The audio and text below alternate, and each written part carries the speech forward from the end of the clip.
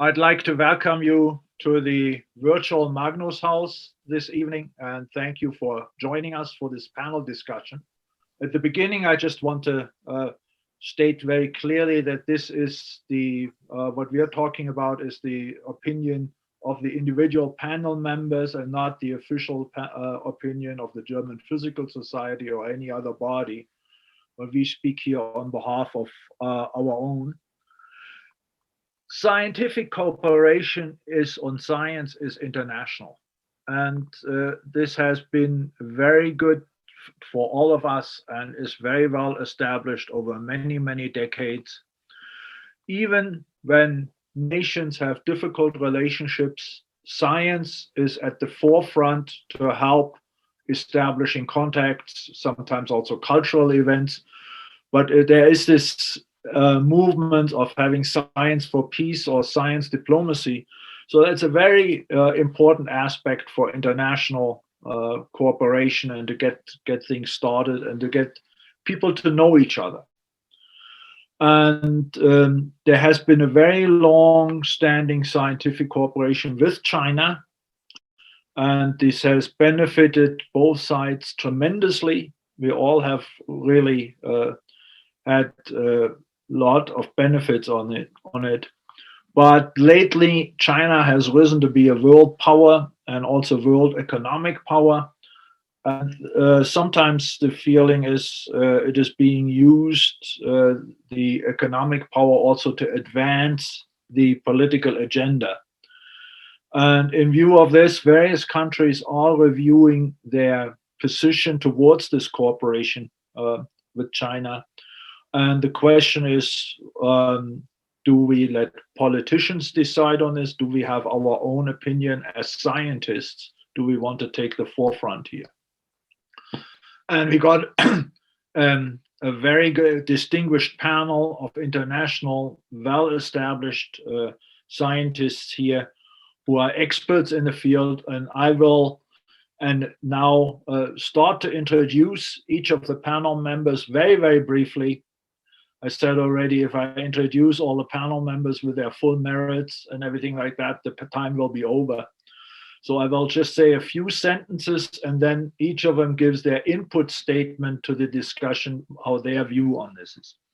And we'll start traditionally ladies first. Dagmar Schüller, she got a PhD in economics, spent 2.5 years in China for language studies and field research on the economic situation there. And she's a senior research fellow of GIGA, the German Institute for Global and Area Studies. Welcome, Margot. Please, the floor is yours. Thank you, Warren. Thank you, Warren, for the introduction. I think that cooperation with China is very much in the interest of Europe.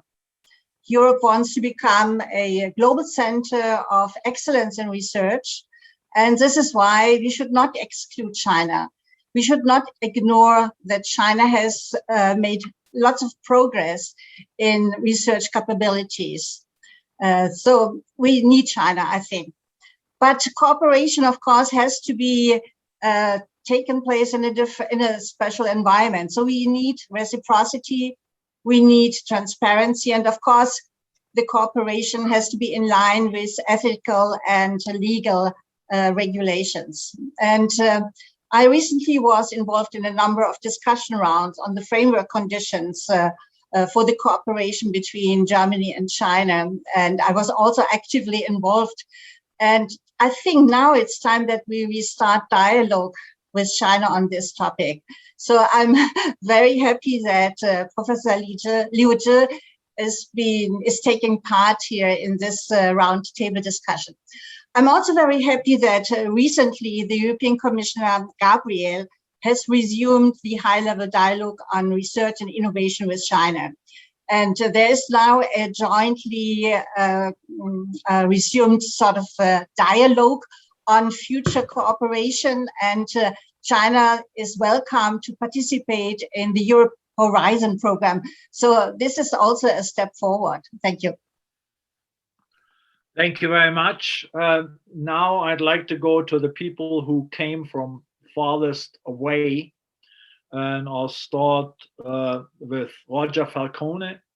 He's a professor at UC Berkeley and distinguished laser scientist in terms of development of femtosecond lasers. He also is the former director of the Advanced Light Source, Photon Source in Berkeley, and the past president of the American Physical Society. And in the US, this discussion is maybe a little bit ahead, partially prompted by the change in the presidential administration, because that's always a good time when you try to get your views into to get policies changed. Roger, please. Thank you. I'm going to just show 2 slides, if that's okay. I hope folks can see this. I have just a few comments to make. One is involves the idea that you can look at the world in 2 different ways. One is with political boundaries, such as shown on the world map here, and make sure that we stay within our lane or our boundaries here. Or the other is the famous picture of the so-called blue marble, where you see there are no boundaries and we are all connected. And I guess I prefer to think of the world in the way on the right, and to endorse Margot's comment that I think we need to look for cooperation between all the countries.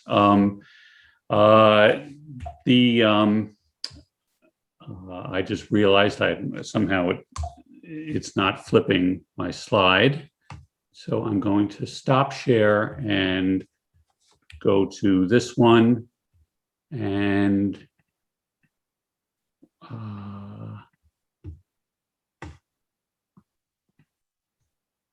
share a screen again. So in general, I see some principles for scientific cooperation, collaboration, and I'm just going to quickly go through them. But this is sort of the basis in the way I think about this problem. One is that I think your principles, we agree that we want to embrace the benefits of free and open societies and fair competition. And we want to start with that as a principle when we start to talk about collaboration. A big topic in the United States is to clarify appropriate professional conduct, personal professional conduct. And that includes the ideas of transparency, disclosure of conflicts of interest if we undertake collaborations. We also have to take those professional conduct ideas and codify them, both institutionally and culturally in our countries. So it isn't just about personal behavior, but it's codifying it. And that's maybe a little bit new compared to what we used to do, where professional ethics were just considered something that we all did and we just passed on to our students. We do have to promote fundamental ethics and research integrity, and that means preventing unfair practices to the extent that we can, including the theft of intellectual property, which is at the root of a lot of the discussions that we've had recently.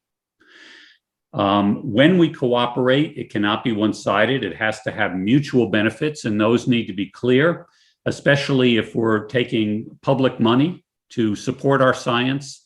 The mutual benefits to our countries and the world have to be made clear. And one of the most important things for me is to note that there are so many different stakeholders in this discussion, and each of them bring a slightly different perspective to the discussion. Those of us in academia want to pursue basic science, fundamental knowledge, sometimes to the exclusion of other concerns. Companies, of course, have their own issues of protecting their intellectual property and making profits for themselves and their shareholders. Our national laboratories are both scientific in nature and also responsible for our national security. And so they each bring their own perspective on things like classified work or open science. Our elected officials have to answer to their constituents, and they bring a perspective, as do the funding agencies, which are typically made up of professional people who have years and years of trying to support science in the best way they can. That's their responsibility. And at least in the US, our law enforcement agencies operate somewhat independently, and that has an impact on a lot of things. The industrial espionage, they are undertaking in our country hundreds of investigations of scientists in the last year or two, looking for scientific misconduct and sometimes translating that into actually a federal crime. We have some issues with that, but law enforcement does have their own independence in enforcing what they think is the right thing to do. The avoidance of reacting to our implicit biases or irrational fears is so important. We have a history in the US of profiling our enemies, whether it was the Soviet Union, you can go through all of the different groups that are profiled and thus affect how that affects policy. Most recently, we developed the so-called China Initiative. And again, under that China Initiative, hundreds of investigations of scientists and the way they're working are being undertaken. I do think one of our principles should be to endorse ongoing global discussions, so-called scientific diplomacy. At the American Physical Society, we are currently doing that with the Chinese Academy of Sciences. So we have the American Physical Society and the Chinese Academy of Sciences. We talk every few months to talk about new scientific collaborations. We keep our government informed, but we don't ask for their permission. And underneath all of this, of course, we have personal values, and we cannot abandon those personal values. The ideas of democracy and opportunity for everyone, and the concept that science and technology help with upward mobility and global mobility is so important. So I think all these principles are at the basis of any discussion on collaboration. And maybe a key idea here is that we want to partner with nations that share these principles. And if we do that, I think we'll all benefit. So thank you. Thank you very much, Roger. We can clearly see that America is first there and has developed already quite some thinking along those lines. The next panel member I'd like to introduce is Professor Zi Liu, and I would qualify him as one of the prime examples of successful collaboration in this sense that we are talking about here. He did his undergraduate studies in Beijing. Then he went to Stanford, did a master's and PhD at Stanford University, spent some time there, and then he went to Berkeley lab, became a staff scientist there. And finally, he went back under the 1,000 Talents program and was hired back and is now a professor at ShanghaiTech University. Zi, please, the floor is yours. Hi, thanks, Wolfgang. So thank you for organizing this. I think it's a very important topic. And also, I think I share quite a lot of same thoughts as Roger. So I think this is a very important time to discuss this, because if we don't, there will be a tremendous risk. So how I look at this is like a cooperation with China, or even maybe future other country. I think it will be opportunity, always be opportunity, because science is, like Roger pointed out, is the blue marble. And if we don't cooperate, under this condition, that will be a huge risk. So that will be my opinion on this. Second one is I think we have to realize actually clearly this is also a discussion is whether two systems can coexist and can cooperate. I think those are political issue I don't want to touch, but I think if scientists cannot cooperate, and then that will be a risk. Well, thank you very much. Yeah.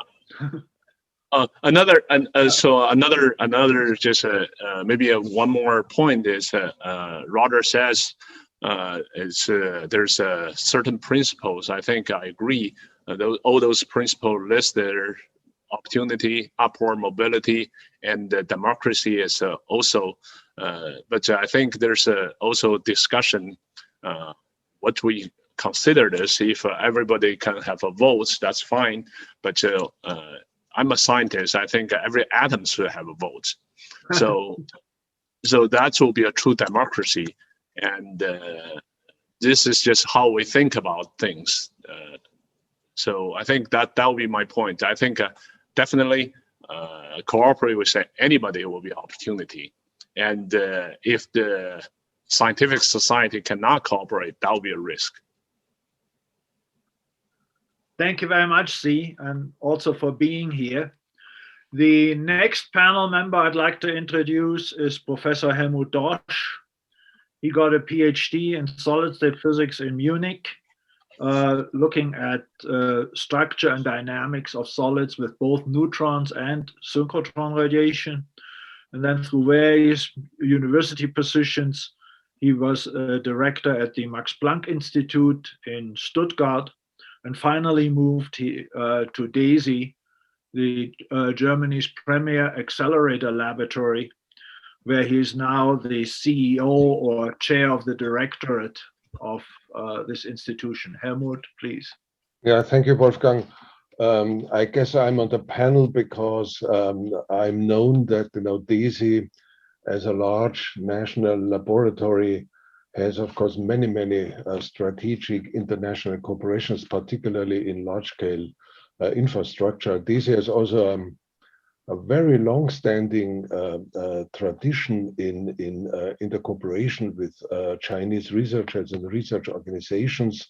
It started, I think, in the mid-70s, when actually DESY and together with Max Planck actually were successfully convincing the Chinese leaders to send researchers to Germany. And this is, I think, where all started, at least in Germany, maybe in Europe. So currently we have many various cooperations with institutes of the Chinese Academy of Science in Beijing, and particularly also in Shanghai. Shanghai, by the way, is partner city of the city of Hamburg. And we have many Chinese scientists and postdocs in our laboratories. So this was okay, so to speak, without noise and problems until several years ago, and then very rapidly, current concerns were raised and were rising, and I would say the bones of contentions were the ones which are already in the introduction of this panel discussion here. So intellectual property and the unclear interface between civil research and military research. So the topic of this panel is thus a sensitive one. And I assume, or at least I hope, that at the end of this panel discussion, we come to the conclusion that the question of this discussion in our scientific cooperation with China, risk or opportunity, maybe is ill-posed. I think the question is not whether or not we should cooperate with China, or whether it's a risk or an opportunity. I think the question is how we should cooperate in the future with China, maybe following Roger's checklist already, so it was a good one, what I saw. but do it in order to leverage the opportunities for both partners, but I think also for the opportunities for the entire world, and to mitigate the risks. So I think that's what we should do. Talking about IP and dual use, maybe we are touching a little bit later. So I would say China's, maybe 3 points. First, China's capabilities, in science and technology have now reached a level where, the cooperation is beneficial for both partners so in China, but also on our side. So it's clear, maybe this is also something we should debate about, and Wolfgang has raised it with the photovoltaics, that the cooperation in also, if this is fundamental and open with China, also helps China now to accelerate technological innovation. So this leads to the fact that China becomes, more and more a competitor in various fields. And I'm not sure, but maybe we can. So this is also a source of concern. But I only want to make a Gedanken experiment with you. Suppose China fails, to develop into a successful player into a knowledge-based economy. Suppose China would fail to do that. I think it would be a devastating development for the entire world. And we can talk about that. But a third point I want to mention, and this is maybe known to all of us, Chinese scientists have a lot of prestige in China and then also influence. And there could be powerful multiplicators of change, and therefore these international corporations have certainly also the ability in order to encourage intellectual freedom and the free exchange of knowledge. So you can see that, my take on that is, maybe in the past, not only us, but I also look to universities. We have been carrying out international cooperation in general, not only China, maybe a little bit too innocent. And now we are triggered a little bit by this Chinese discussion, looking a little bit more carefully. How are we actually organizing international corporations? Are we looking to all aspects? And maybe I take in the future Roger's checklist and go through that. I think it's a wise list. So to really make international corporations in general more robust against negative surprises. That's all I want to say for the moment, and I'm talking about dual use. Thank you very much, Helmut. And I proposed the title of this discussion. I didn't put the question mark behind cooperation with China. That is for me without question, actually. I put the question mark at the end of the title. So, and I think you noticed that. But nevertheless, I'm very glad that Thorsten Benner also was able to join us here, because we heard a lot of very, very positive, enthusiastic voices of it. And he is a little bit on the side of the warning. And he's warning people not to go too blue-eyed into these kind of collaboration. He studied political sciences and history in Siegen, York, and in Berkeley. So this is certainly a rising level. I don't want to say anything too bad about German universities, but still. And then he worked with the German Council on Foreign Relations, UN Development Program, and he's a founder and director of a think tank on global policy, the Global Policy Institute in Berlin. Thorsten, please. Thank you, Wolfgang. It's great to be part of this distinguished group. And Roger talked about upward mobility, and I thought it was a good sign of the German system that starting your studies at the University of Siegen, didn't mark you as somebody who would never have an opportunity. So this egalitarian spirit of the German university system was actually, that's a treasure that we should cherish in my view. The question you posed, risk or opportunity, and I think Professor Dosch put it very well. It's an opportunity if we manage the risks well. And that's exactly how to manage these risks better is the kind of subject of a study we published last year together with Stiftung Mercator on risky business, rethinking research cooperation and exchange with non-democracies, not just looking at China, but also at research cooperation with other non-democracies. And what we recommend there, we clearly state all the opportunities that you've mentioned, but we also caution to do away with wishful thinking and then develop better strategies for risk management. I'd briefly like to go into this.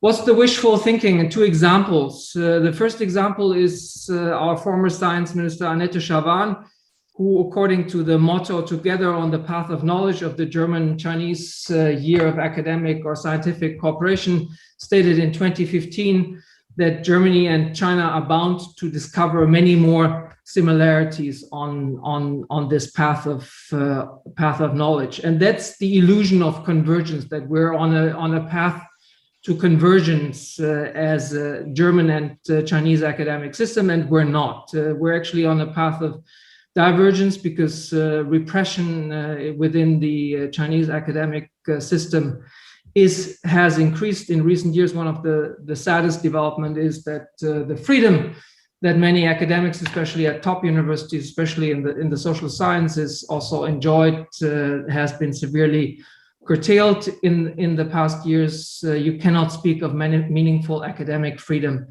in the Chinese system. And what is more, Beijing is also seeking to globalize this repression of academic freedom, most recently with the sanctions Beijing put on European researchers such as Adrian Zenz or Björn Jeden, and whole research institutions such as the Berlin-based Mercator Center for China Studies, MERICS. That's the first illusion, is the illusion of convergence. We're not moving in the same direction when it comes to academic freedom. And the second wishful thinking or illusion is that we all share this idea of the blue marble. I wish that were the case, and then our world would be a much easier place to manage. Angela Merkel, in a speech last year, said, "Science is never national, science serves mankind." Well, it would be nice if all political leaders would subscribe to that. President Xi, I'm sure, does not subscribe to that, because he mostly thinks science should serve the goals of the Communist Party and the party state. And he's very clever and very determined and very strategic at putting science to use, and also putting international scientific cooperation to use also for the goals of enhancing not just China's industrial and know-how capabilities, but also its military. Take a look, whoever hasn't, at the report by Alex Joske and colleagues, Picking Flowers, Making Honey. It has lots of examples on this. And of course, in the risk management, we shouldn't overdo it. And the first risk we need to avoid, and Roger put it well, is to avoid ethnic targeting of Chinese individuals and individuals of Chinese descent. There has been overreach, and we need to fight it. But I do think we can do smart risk management in a responsible kind of way, in terms of managing the risks of involuntary tech transfer, espionage, and dual use. I think we'll come back to that in the discussion later. I do think we also need to avoid, within our academic systems and academic institutions, at all costs, the risk of any financial dependence on China. That means not accepting any funds from the party state. And especially as regards Germany, our professors are public servants. They're fully paid by the German government. I don't see a point of allowing any German civil servant who is paid full time for his job to get any single penny from a non-democratic source, including companies that are under the control of under the influence of the party state, including Huawei. So co-branding with Huawei and Huawei branded studies and so on is a no-go. It also undermines the credibility of the open academic system that Roger rightly pointed to that we need to uphold. And I do think we need to engage in science diplomacy, and that's really, really important. I do think that scientific links, especially in times of increasing geopolitical tensions, can serve as an very, very important bridge between societies. So we should invest in that. But we need to conduct science diplomacy in a smart kind of way. That means that we need to stand by our principle of academic freedom. And that means that it's not science diplomacy if a German physics professor accepts a friendship award from the Chinese leadership. That's ill-advised to accept that from a repressive regime. It's not smart science diplomacy if the German Academy of Sciences Leopoldina accepts Xi Jinping language about common destiny of mankind in a declaration on basic research that it signed in Beijing. I think we need to stand up for our value, for the universal value, what we think should be a universal value in academia of academic freedom. And if we do that smartly and with conviction, and also with a willingness to listen to others and work together, also with the many academics in the Chinese system who would like to see that happen, I do think we can meaningfully manage the risks of collaborations, but also reap the benefits.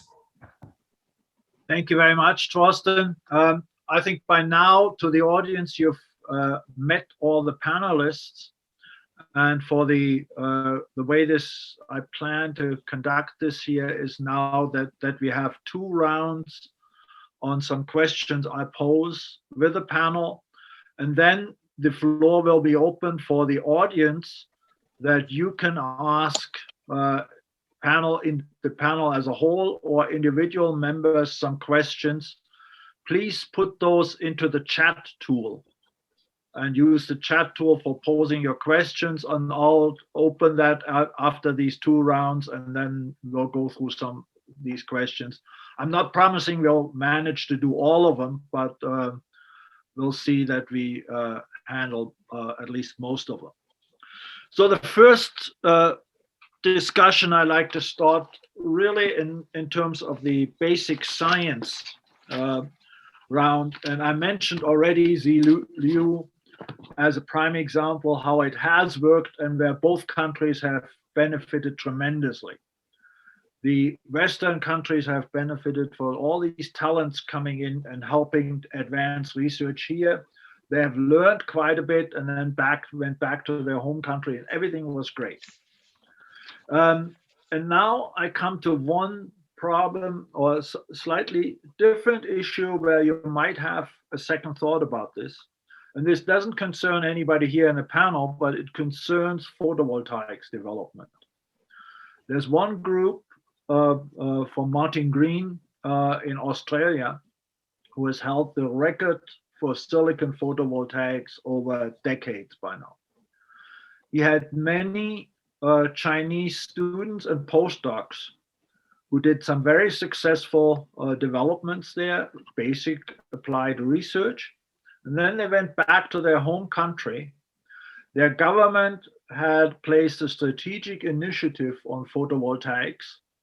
They got huge sums of money, built up giga factories, really for gigawatt power panel manufacturing.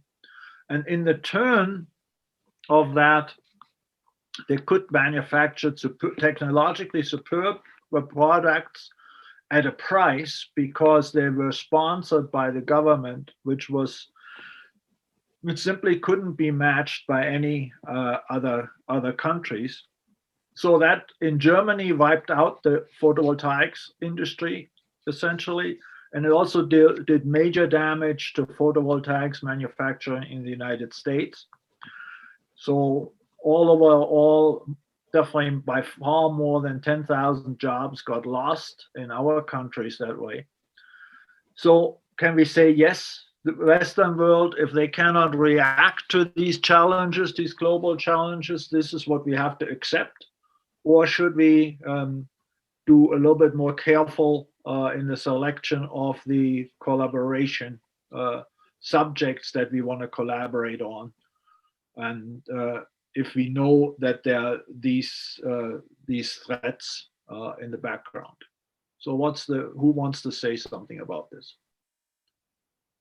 I can say something as a non-expert in photovoltaics, but what you describe is I have also heard about it, and it's of course interesting to learn how things develop from fundamental studies to applied studies, and then developing really working technologies.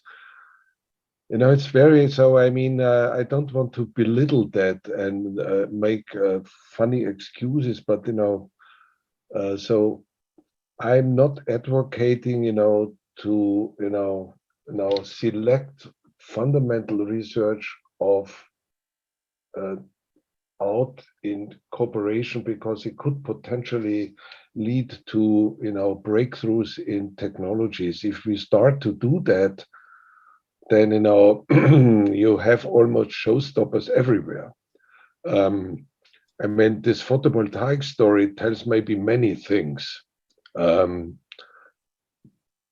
one thing is that it tells that maybe in whole Europe, Roger can talk about US, but we are apparently very slow in converting things into technology. We are too slow in many things, and other societies. Of course, we are this perfect democratic system. Where we in developing and deploying technologies. Then we add many parties and many stakeholders to be asked, and this is I'm absolutely fine in our system, and I wouldn't want to live somewhere else.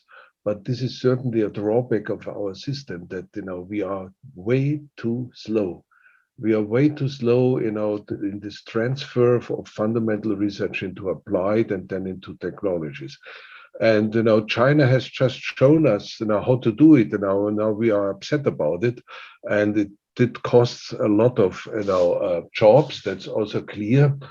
But so for me, this is difficult, to say that this is a concern of a more general thing. It's an interesting example how things can develop, and we should also not only point to others who played as well and to the disadvantage of us, but we should also use this to reflect about our own system. Where can we become much better, faster, more efficient, and so on. Yeah.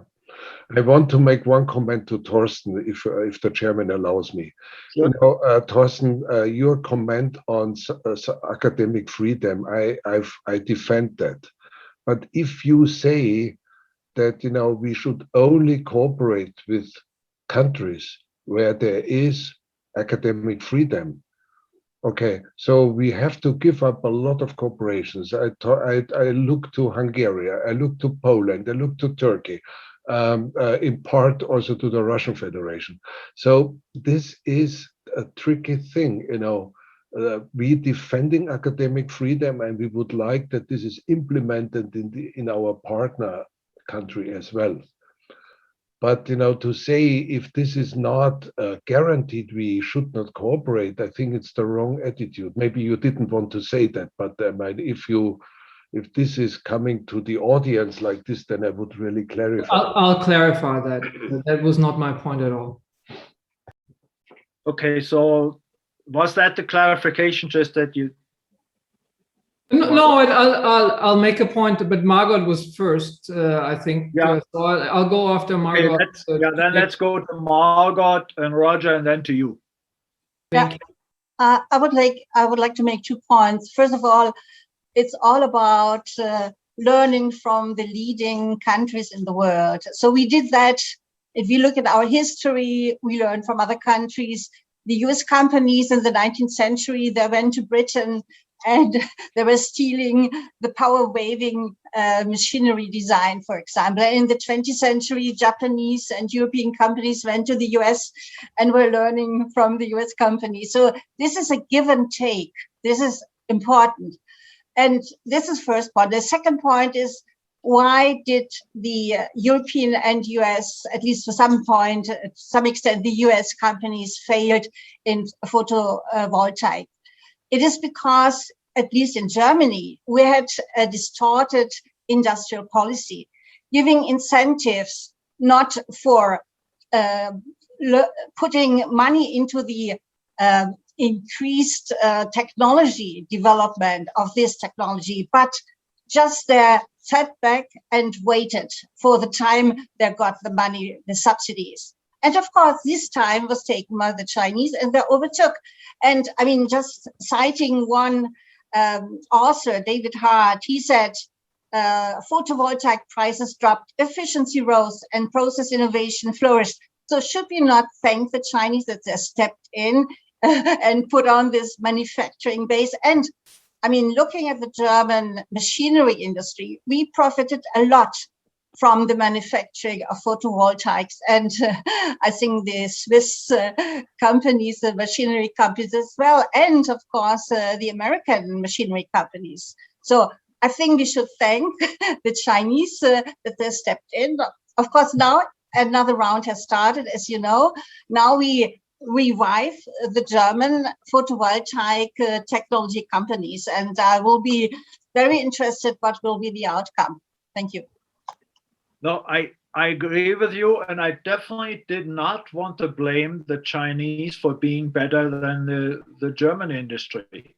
So this is just a matter of fact, the way it went. And my question is mostly, do we want to continue as before, or do we have to be more careful in the future? But whatever.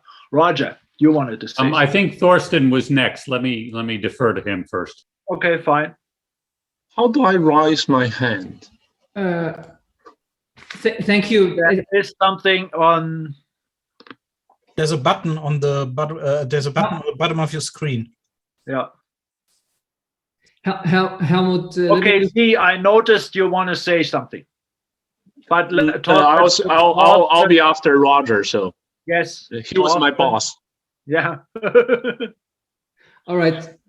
Thank you, and thank you, Helmut, for allowing me to clarify. I didn't say at all that we should only cooperate with countries that have a perfect score on academic freedom. That would actually, indeed, be crazy to say that because many countries would then fall off the list.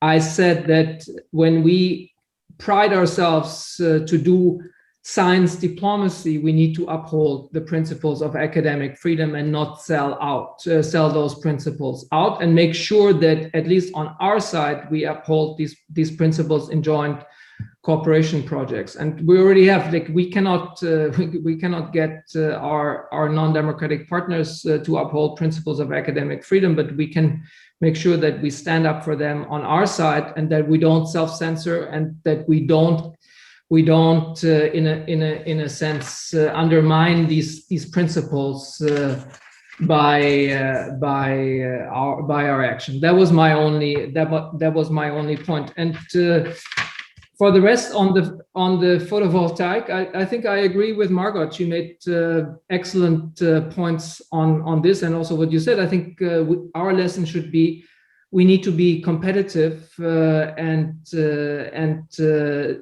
also I think that China produced those at very competitive cost for the world had very positive externalities. So I'm not crying over spilled milk in terms of photovoltaic, and I think many Chinese scientists listening to this probably think they're really behind the curve to still kind of complain about this.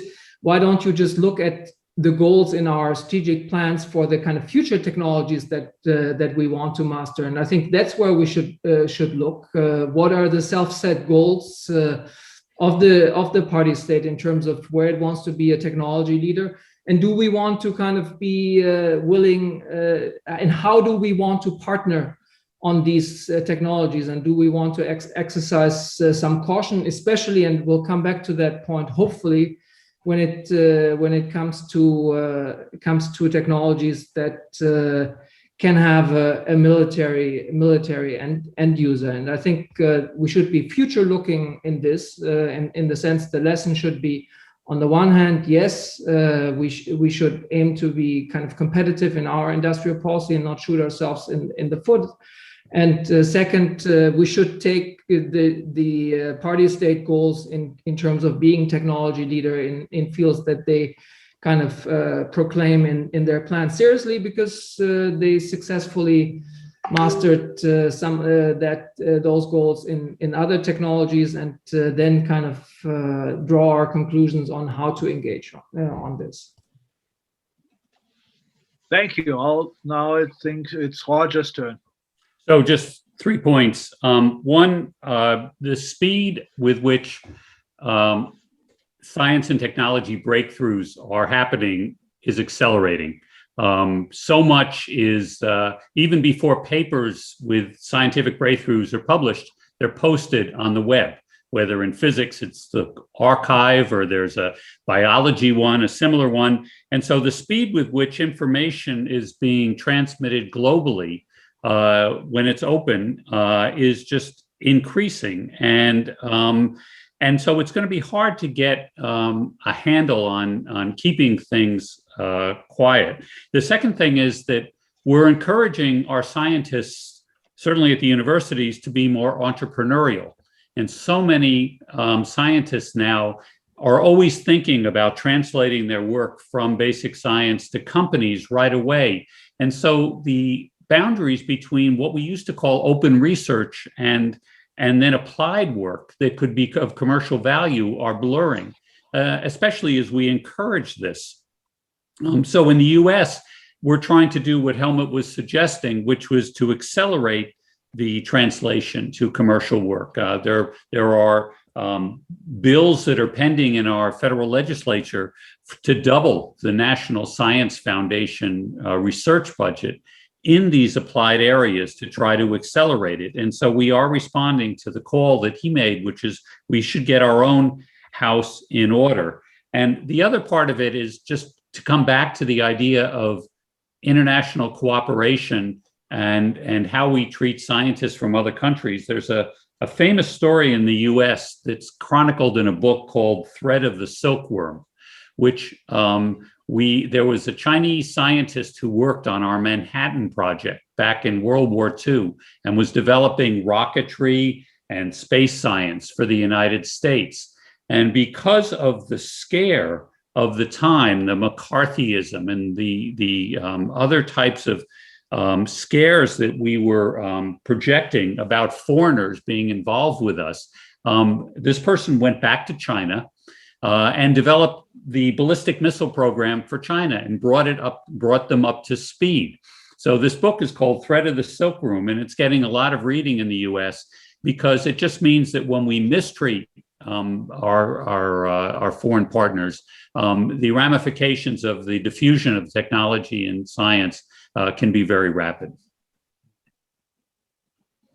So finally, Z, and also you can just physically raise your hand. I can see that on the screen. All right. You don't have to use this button, but please. Yeah, because it's difficult for me to get used to Zoom, because Zoom doesn't actually offer service in China anymore due to the regulation in US. I think that's the case. Oh. And so what I think is actually I don't really know the photovoltaic really well. So I think if I look at it from my point of view, is whether, so we have to discuss whether the students should be admitted to those groups. That's first.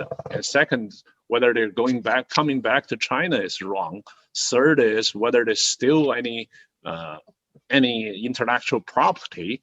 And the third is the Chinese development, whether it's due to the more efficiency of our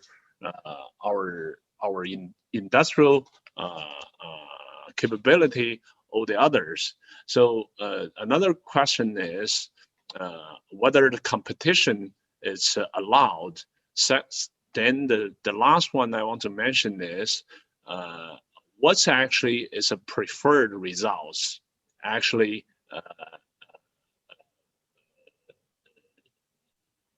you envision on this collaboration is if we get the technology and then we actually make a photovoltaic cheaper and better and more to the whole world, then that's a problem or not?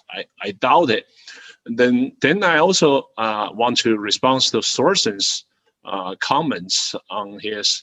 To me, it seems to he judged the international freedom or academic freedom by what you believe. Actually, so he used the words, I think, party, country, and to me, I'm not a party member, and I also see both sides. I spent 17 years in US, and before that, 26 years in China. So I think I see both, and I see good things and bad things from both sides. And I really appreciate what I learned in US. I also think the U.S. people or the European people or all other worlds can learn from China. What we need is open mind.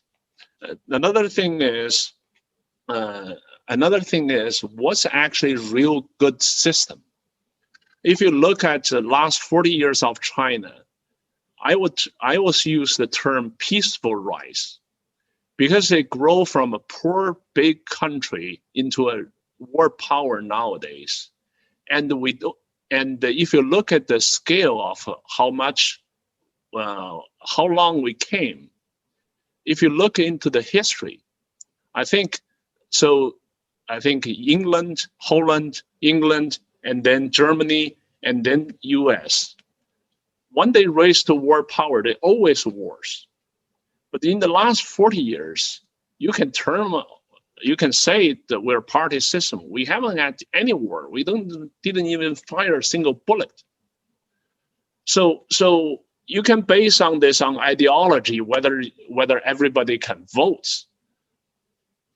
But the fact is, we bring 1.4 billion people out of poverty, and we are actually make all our life better.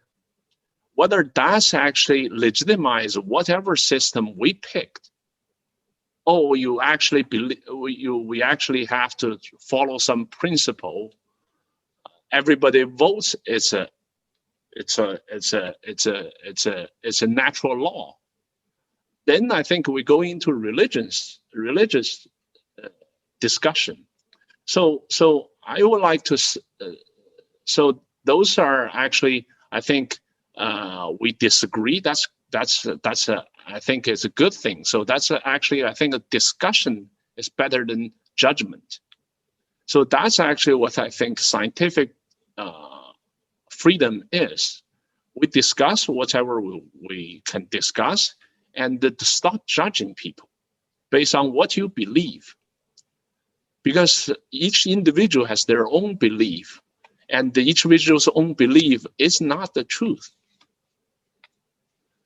So that's that will be my argument. Thank you very much, C. This was very important, I think, and very well taken. And I just want to close this round by saying I definitely never wanted to indicate that anything was wrong with what happened in photovoltaics. Nothing was stolen, everything was fine, everything was totally legitimate. My question is, looking at these goals of China, does that mean we should be more careful concerning robotics, artificial intelligence, or anything like that? On the other hand, especially with artificial intelligence, we can learn a lot from China also, because I think that's very, very strong there. So, but now I'd like to raise one more point, which was also partially already discussed. We are really, and some of our institutions have it in their guidelines, committed to peaceful research. There's a lot of technology where there is very great peaceful aspects to it, but they also have these so-called dual use things. And do we need to be concerned about that? And how do we deal with that? Are these areas covered well enough, or is that well enough contained? And the second aspect is what we have also experienced from other countries. And they were mentioned like Russia, Iran, or whatever. They're people that come to our countries. They are either party members of the ruling government, and they try to impress their rules on the people that are visiting our country. So the students that come here to the US or to Germany. And then are they monitored? Do we have to watch out that they can really enjoy our academic freedom? So who wants to say something about that?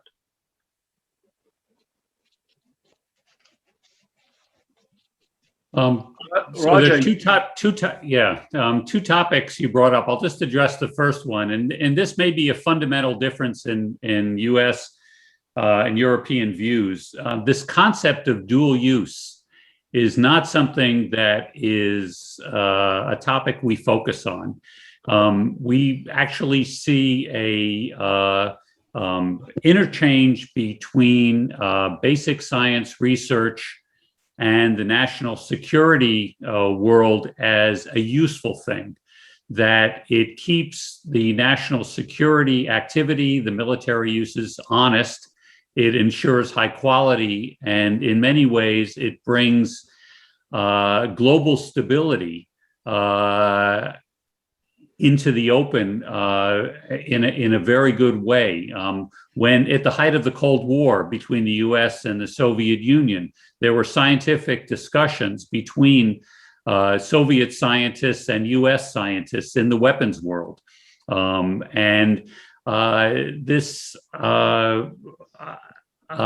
This fear doesn't exist here, and the purity, if you like, of the basic research is not a concept it's a little bit foreign to us, I would say, because we see training at the university of scientists, of students who will then go on to our national security labs is a good thing. It keeps it honest and at a high level. So anyway, that's just a perspective. Helmut, can I say something? your hand. It's me. So Roger said a lot of things to it.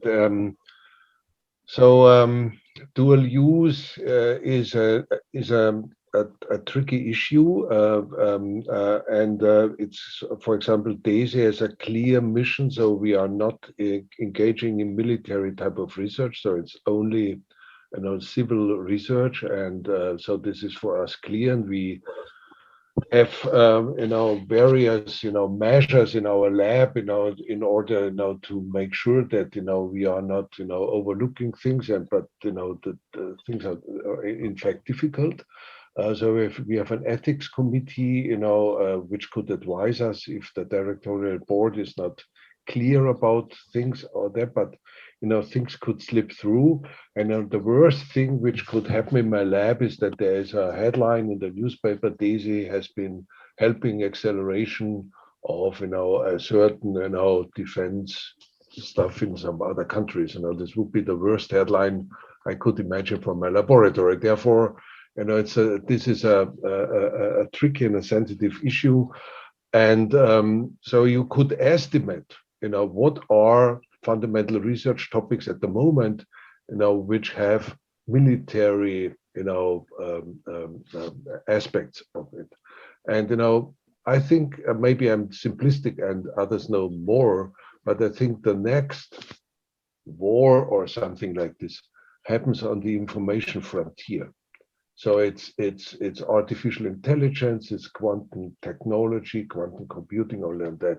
And in fact, at the moment, there is a US-China rivalry on artificial intelligence and quantum technology, and it goes so far that American scientists having a plan to come over to Europe to speak up in a certain conference have difficulties to come because it's unclear whether this could diffuse into wrong channels in the Asian sphere.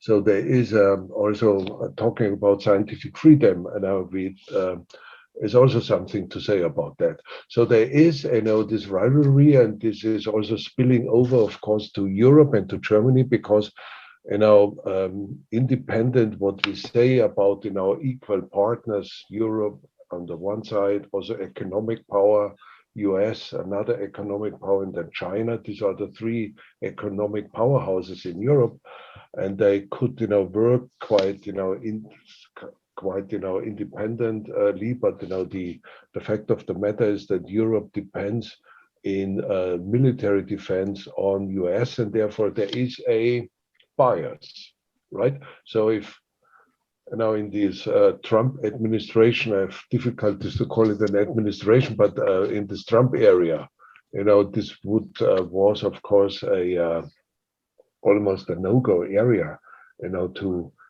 to have conferences in this aspect. Now I think with Joe Biden, this is now relaxing, and wisdom and clear mind comes into the picture.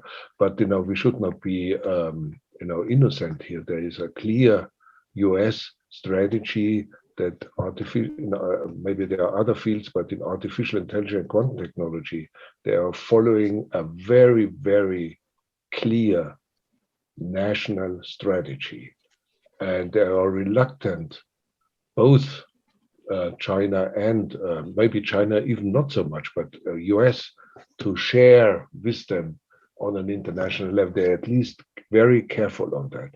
So these are maybe the areas where you say you are still in a fundamental area where you see, or the politics sees, immediate military applications, and therefore there is a strong, pressure on scientists to be extremely careful with the international dissemination of information and knowledge.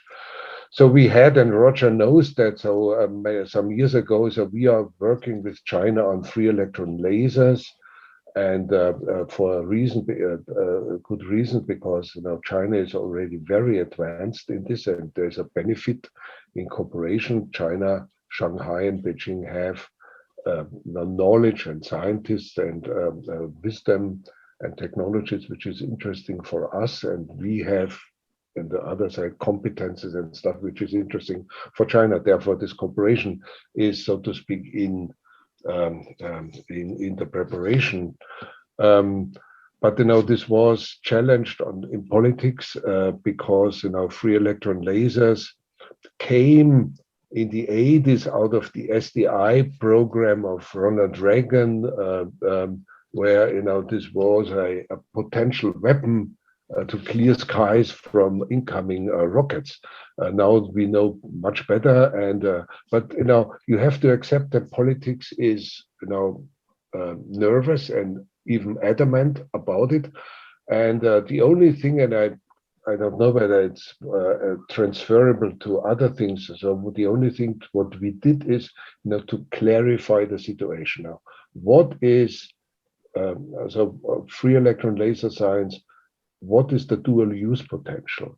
And we did an international conference in Hamburg, where we have all the major players in this field together, and there is then a book available which clarifies the state of the matter, where you see there is a clear case for military.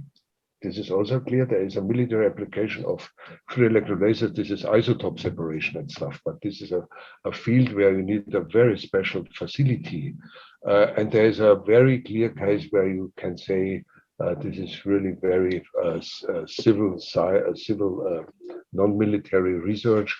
But there's also a field where you have, technology transfer in radio frequency, which could be used also differently, and there is clear export control needs to be consulted before you do the exchange. And there's a dual use, this gray zone, where you have to be careful, could that be useful in both ways? And that's actually the challenge one has, to have an eye on that, and there you need measures, structures in the lab, to have an eye on it. And if you are not clear enough, you have to get external wisdom in to do it. So it's a tricky thing. This dual use is now, when I came to DESY 10 years ago, I did not know this word, but now I know it. One has to be not naive in this, I have to say, but one also not be paranoid about it, but to have a clear strategy, clear instruments, which makes case by case clarification on it. And there's always escape of something. You have never 100% certainty, but you can mitigate the risk quite a lot if you do that carefully. So Helmut, just a very brief comment. I thought our ground rules were we weren't going to mention the past administration in the United States. I thought that was part of our agreement here. But anyway, what was done, of course, is to equate economic security and national security, and that has complicated the discussion that you have brought up here for us. The equation of economic security with national security really complicates it. Thank you, Roger. And especially Helmut. And I agree that the best thing about the most recent administration is that it's the past administration in the US. But Z wanted to say something, and Thorsten. I don't know who was first. Who wants to go first? I wanted to respond to also see Leo's excellent points. And again, I don't want to be misunderstood. My whole argument is premised on the fact that I have no illusions about convergence and about changing the way President Xi operates his system, and how that taking is basically taking Chairman Xi by his own words in terms of his goals and the organizing principles of the party state. And it's not necessarily judging. I mean, I'm happy we choose a different model for ourselves, but it's just arguing against these illusions of convergence, that by cooperation we're making sure that there ultimately will be some convergence of models, or that we're kind of working from the same score sheet. And I very much agree with you that we need an open mind. And I'm very, very grateful that you took the time to come here to discussion, to state your personal point of view. I've always enjoyed that with my Chinese friends and counterparts. And of course, we should take the individual seriously in these discussions and not make you responsible for the decisions of Chairman Xi. And I'm not doing that, and I'm kind of respectfully arguing with you on that with an open mind. And the only plea is to stand up for our side, for our actors, to stand up for our principles that we all subscribe to in our university system of academic freedom. And that actually means several things. And I was a little perplexed by Helmut's point that I didn't really mention them before, but let me just point, for example, to the Academic Freedom Index. That's work colleagues at our institute do, in order to make sure that the rankings of top universities right now don't include academic freedom as a criterion, and that's not smart. And we need to include that and have a clear view how where academic freedom is developing in different countries. Standing up for academic freedom means solidarity with those targeted in our societies. That may be Chinese visiting researchers that are that are targeted by the Chinese side, by the host side, and standing up for them in solidarity. It also means for the German Association for Asian Studies to make a clear statement standing by those researchers and institutions targeted by Chinese sanctions, rather than worrying about polarizations. And it means, especially for scientists in physics and so on, that are less concerned with issues of academic freedom on a day-to-day basis, much less so than researchers that work on China studies or in the social sciences, to stand in solidarity with their colleagues at university. If your kind of sinology department or other departments in the social sciences have issues on that, then you stand in solidarity with them, much rather than saying, oh, I don't want to speak up, I don't want to jeopardize my good relationships. So we're all part of the same team, academic freedom, in our university system, and that solidarity for me is very important. But we need to keep this open mind for collaboration, and I think there you made this really important point. It's not about religious statements; it's about listening to one another, and then still to determine how we can make cooperation work based on differences. One brief word on the dual use. That was the actual question. I was a little surprised by your statement, Roger. Of course, the U.S. system has no problem with in their own version of civil military fusion, unlike the German system. But the US system, for that very reason, because it understands how this works, has a real problem with the Chinese aims of military civilian fusion, and there's a massive amount of measures that are being taken by the US government to make to make sure that cooperation between Chinese and American researchers doesn't advance the military goals of the Chinese side. And then you have to argue what are smart measures and so on. But I think we're a little bit behind the curve on this in Germany. Dual use, yes, everybody now has somebody working on dual use in academic institutions, but I don't think that's enough.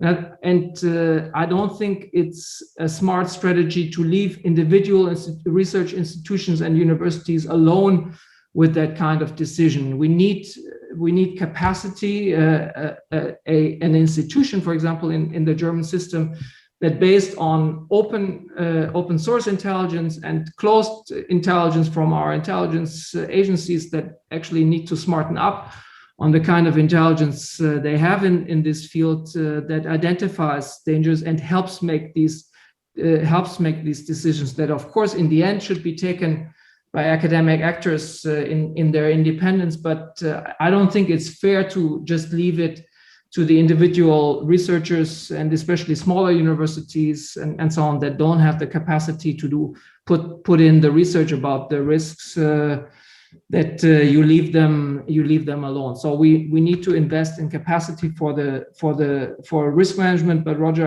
I do think there's a lot being done in the US. In the US, you have a negative list of universities in the Chinese system that you cannot work with, and that list is growing and includes a lot of universities that German partners are actually still happy to partner with in the fields that we're talking about.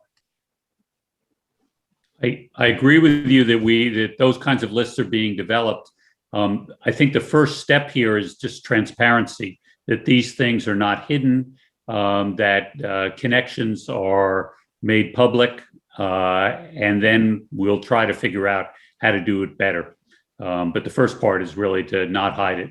No, but transparency is a really important point. I think all contracts that we have in terms of partnerships with Chinese and other partners should be made public, and for researchers to take a look at, and also have a crowdsourcing of risk assessments to enable that kind of crowdsourcing of risk assessments. So thank you. Z wanted to say something.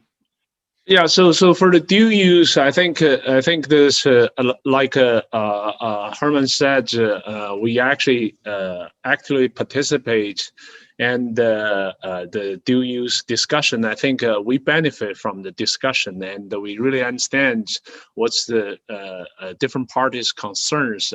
And I think we reach agreement on how to handle it. So this is actually the dual use I know of, and unfortunately, I'm not the person actually who went to Berlin to participate this. So that's what I heard, and I think that's something we agreed to discuss, and something we actually reach a common ground. So regarding the military use and the others, this is actually if you ask me what to work on, I will prefer work on the non-classified. This word I remember. So non-classified work. That's why we work in the fundamental science regime. And also there's this personal experience. When I was at Stanford, and I was supported by the project by DARPA and the Air Force Lab. But however, I'm working on non-classified works, so which means all my results can be published and can be checked and can be accessible and can benefit everybody. So it's really what's the definition on the dual use? Because so that's my point. So I think in that sense, it's I think it's up to the smarter guys actually to decide whether my work at Stanford it's follow this dual use or not, doesn't follow this dual use principle, because I work with Bill Spicer on photocathode. However, I work on the semiconductor physics and how to clean the surface to make the quantum yield higher. So all those are actually, all my results are publishable, and they're actually so that's non-classified. So that's my understanding of this military use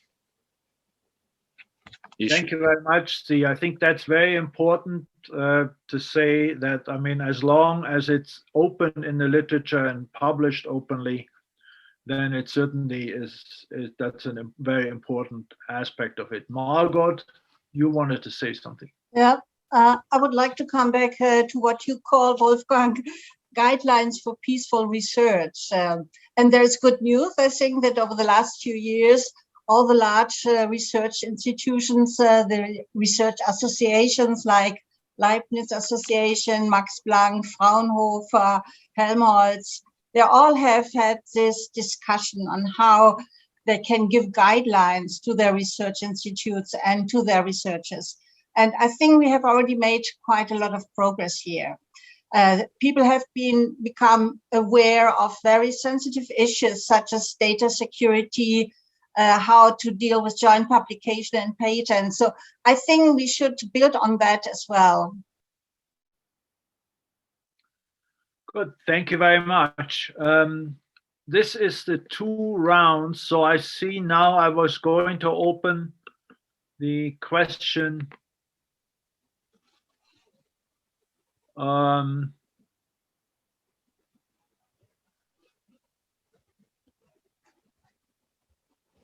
These are very political. One question: very often the scientists in these countries don't agree with their governments, in Eastern Europe, for example. Please comment. I don't know, is anybody wants to comment on it? So this is what we also experience if one has scientists in our lab coming from places like this, and they, of course, disagree with certain attitudes in their local government, and this is something where labs like ours are there also to support them that they can actually still continue their research it's a part of science diplomacy we are doing here, which I think is a very important aspect of cooperation.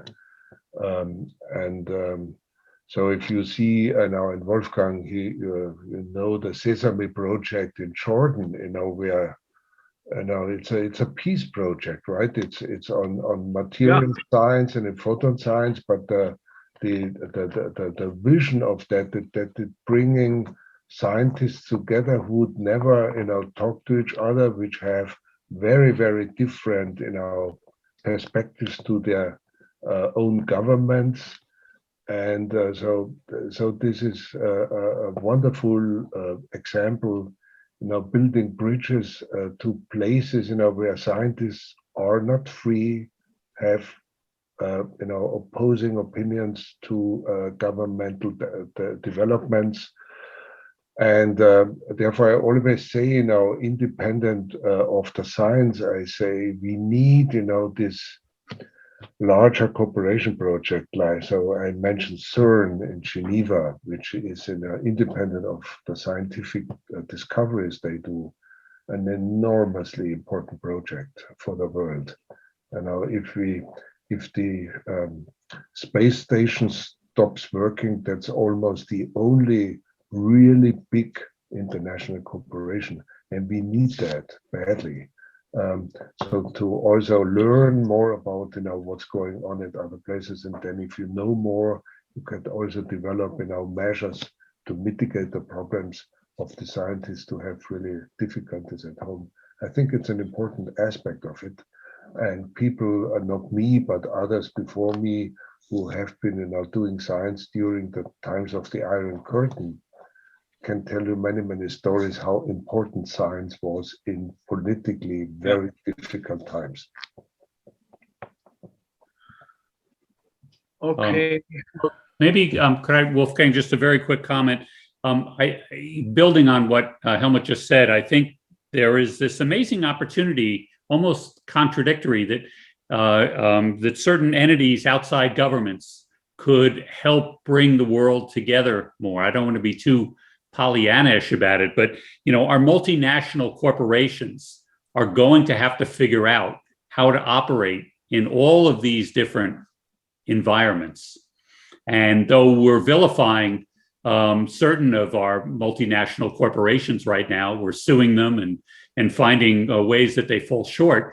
In some sense, they have the motivation to bring us together in a way that benefits the globe, in the same way that Helmut mentioned that scientific cooperation, whether it's large facilities and the access we provide to those that are open, or the exchange of research activity among PIs. Again, we have a way to go beyond our government's rancor in many ways. And those two entities we can be optimistic about it, I think. Well, I think I see a lot of questions here which are actually comments. I'm not sure quite how to deal with that. Speed in implementing technology might also involve the rights of the workers and the respect of environmental policies. Well, that is certainly something. Here's a question to Roger Falcone. Can you tell us a bit about the dialogue between APS and Chinese Academy of Sciences? Are you touching on general themes and issues such as open access, reciprocity, transparency, and so on? So just briefly, we're doing two things. We have several subgroups in different fields of physics, half members from China, half members from the US, discussing the future collaborations in astronomy and astrophysics, high energy physics, lasers, and big facilities. Where might we cooperate? This might happen 10 years from now, 20 years from now, when we have some better relationships, but we're trying to define those areas. The second thing is we bring up some of the principles that I mentioned at the very beginning of this discussion. And it is it was interesting to me to hear many Chinese scientists say that the bad behavior of international property theft and bad behavior about peer-reviewed journals, dissemination of proposals and so on, things we've heard about, were being done, but it was by secondary institutions, the competitive environment within China that was forcing institutions that were not the large, important institutions, universities, but the secondary ones that wanted to move upward in their rankings. And so there was agreement that this bad behavior existed, but it was being done by a very small group of people that were being aggressive because of their standing. I would say that that's what we heard. Okay. I think time has progressed quite a bit, and so I'd like to give everybody a chance for a very brief statement, final concluding statement of this discussion before we close it. Who wants to start? Helmut? I can start. So let's be brief because, in fact, we are a little bit over time. I would say, now I would actually echo what the Humboldt president, Hans Christian Pape, said. So Germany and Europe cannot afford not to cooperate with China. But now history has shown that science can be misused, that scientific integrity can be violated, and that also researchers can be compromised. So therefore, I'm advocating for a future professional cooperation strategy, which is mindful of all the dangers and avoiding two extremes in the future. On the left-hand side, complete naivety, which is wrong. On the very right-hand side, paranoia, which is also wrong. So we have to go into a professional future for international cooperation because the world badly needs it. If we look at the current state, we need international cooperation, and we have to professionalize that to really have success. Thank you. Thank you, Helmut. I think that's great. We want to have the blue planet, but be professional about it. So, Margot. I would like to reinforce that. I think cooperation is the engine of global science, and we really have to support that engine. And we in Europe, we have to maintain science cooperation with China because China has become one of the leading global science powers. This is a fact. We cannot ignore it. Unfortunately, Europe is caught in the crossfire of the US-China conflict over technology leadership. Against this background, I think we should aim at higher tech sovereignty while striving for multilateral, open and rule-based technological cooperation. So there are some examples of European initiatives in this field. So technology sovereignty might be one of the solutions. Thank you. Thank you. Roger? I'll just finish up. I do think that the important problems of science that can be addressed by science and technology today are existential threats to the entire planet. And without cooperation, we won't solve them. So whether you list climate change there, or the potential for nuclear war, or the emerging biological threats that we see, you can just list them. Those are the important ones that science and technology will be needed to solve. And I think we all need to solve it together. Z? Yeah, so I'll say a very brief thing. So a couple of days ago, the most famous scientist in the COVID, Professor Zhong Nanshan, actually gave a speech in our university's commencement speech. And what he says in there for things like COVID, no country is safe until all countries are safe. So I think this is also true for the climate change. And because I think the weather here in Shanghai this year is kind of weird. I think also in the other part of the world. So I think those are actually, we have a common grounds for future research, and we have a need for future research cooperation. So that will be my comments. Thank you. Thorsten? I think with neither paranoia nor naivete put it well, and I think there's a lot of space in between, and there's a lot of variation in terms of how we can do things. I think this discussion, for which I'm very grateful, has shown that we have a lot of work to do in terms of capturing the opportunities, but also better managing risks. I think we're just in Germany, we're just at the start of a process, of a hard process of learning to better build capacity, to better manage risk of cooperation, and then to continue to seize opportunities for cooperation. I don't think it helps if we think of ourselves as passive victims caught in a crossfire between the US and China. We're agents in our own right in Europe, and I think we can. And Margot hinted at that in the end. I think we can stand up for our own goals and principles. And I think we need to. And I think to avoid naivete and paranoia also means, and that's really important, listening to one another and also engaging in discussions with non-like-minded interlocutors. And I think this panel that you put together, Wolfgang, is a prime example that brings together people with lots of very different opinion that could still spend 90 minutes discussing with one another. And I have to say, I learned a lot, and especially also from the interchange with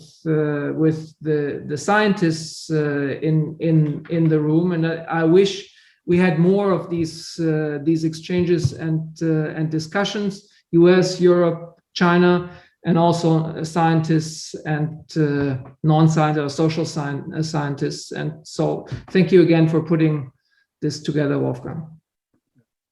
Well, I think we definitely all want to keep the collaboration going. And Helmut mentioned the Sesame Project. I'm very excited about that. This is very good in the Middle East, in this bringing nations together that otherwise have great difficulties dealing with each other. And we definitely want to keep cooperating with China because we have benefited mutually from this very much, and I mean this very seriously. We want to keep benefiting from it, and I like Roger's picture of the blue planet. So thank you all for spending the time here, for getting up early or very late or whatever. And with this, again, many thanks and have a good evening. Bye-bye. Yeah. Thank you. Bye-bye. Thank you. Bye-bye.